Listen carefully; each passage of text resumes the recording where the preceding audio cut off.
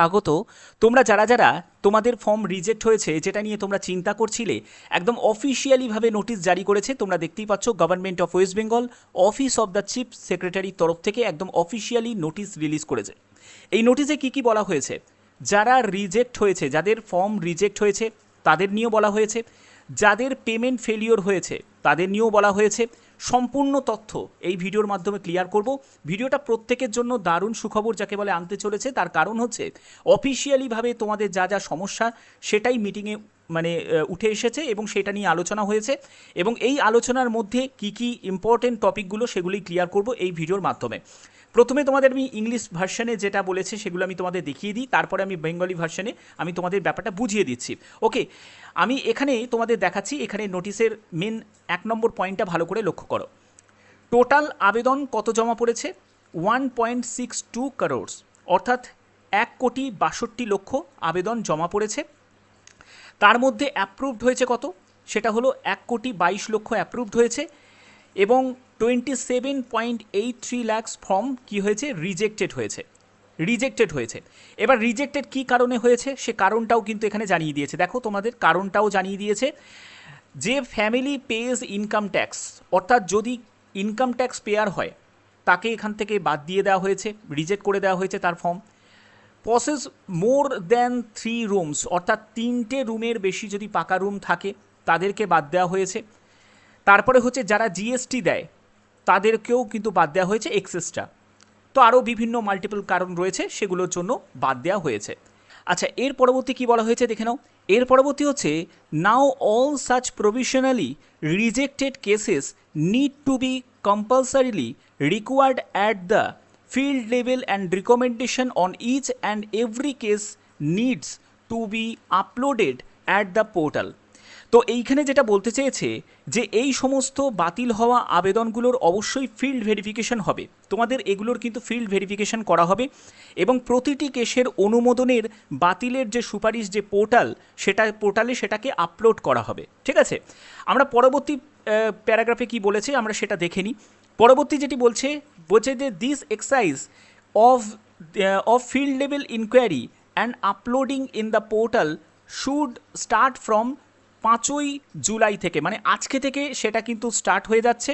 এবং এই যে স্টার্ট হওয়ার যে প্রক্রিয়াটা, এটা কিন্তু ফিল্ড লেভেলের যে ইনকোয়ারি বা তদন্ত যেটা হবে এবং পোর্টালে আপলোড করার কাজ 5ই জুলাই থেকে তোমাদের শুরু হয়ে যাচ্ছে, এবং 10ই জুলাই দেখতে পাচ্ছ যে 10ই জুলাই পর্যন্ত এই কাজটা কিন্তু 10ই জুলাই পর্যন্ত চলবে। এখানে দেখো মেনশন করাই রয়েছে 10ই জুলাই পর্যন্ত এই সম্পূর্ণ কাজটা কিন্তু চলবে।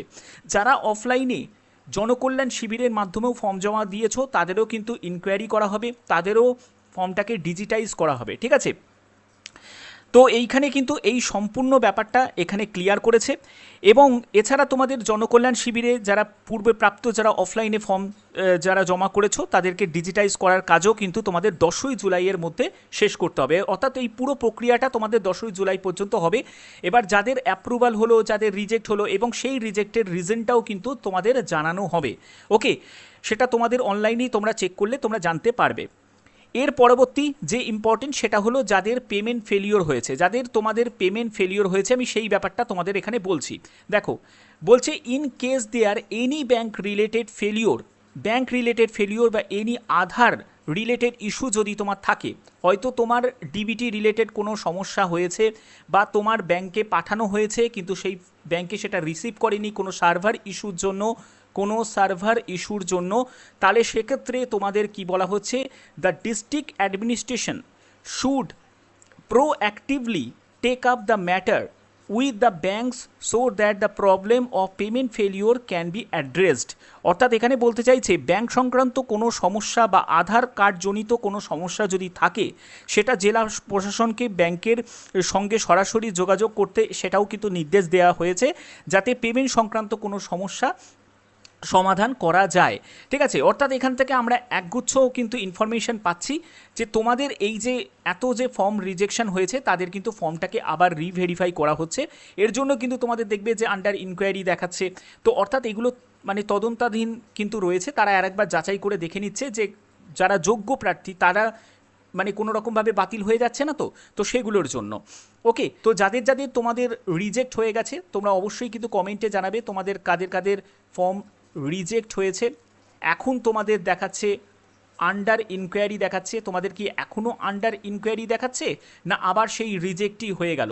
তো এটা তোমরা অবশ্যই তোমরা চেক করে তোমরা জানাবে। এছাড়া তোমাদের যদি পেমেন্ট ফেলিওর হয়ে থাকে সেটাও তোমরা জানাবে। তোমাদের এখন বর্তমান স্ট্যাটাসটা কী দেখাচ্ছে সেটা অবশ্যই তোমরা প্রত্যেকে কমেন্ট করে খুব তাড়াতাড়ি তোমরা জানিয়ে দাও, ঠিক আছে? তো যখনই কোনো আরও নতুন কোনো আপডেট আসবে অবশ্যই সেই আপডেট তোমাদের কাছে তুলে ধরবো। যদি ভিডিওটা ভালো লাগে অতি অবশ্যই ভিডিওটাতে একটি লাইক করে দিও, চ্যানেলটিকে সাবস্ক্রাইব করে বেল আইকনটাকে অল করে রেখো, কারণ তোমাদের জন্য সবসময় নতুন নতুন আপডেটগুলো আমি প্রোভাইড করে থাকি। এখনের মতো এটুকুই, টাটা।